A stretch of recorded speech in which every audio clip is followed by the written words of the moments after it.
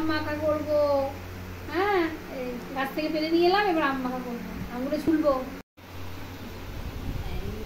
আমাদের এই গাছের আমের গন্ধটা এত সুন্দর না, কাটতে কাটতেই মানে এত সুন্দর, কি গন্ধটা তোমার সঙ্গে শেয়ার করতে পারছি না বন্ধুরা, খুব সুন্দর গন্ধটা।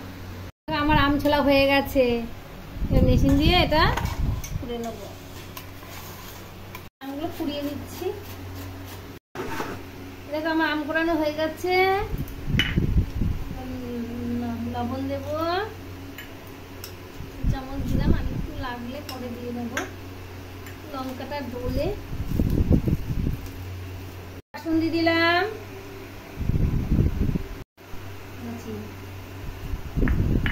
মেখে বেলা এই গরমে দুপুরবেলা ভাতের থেকেই আম মাখাই বেশি ভালো লাগছে। সব ওয়েট করছে আমি কখন আম মাখা করবো, সব খাবে জানো। খুব আম মাখাটা হেভি আছে, হেভি।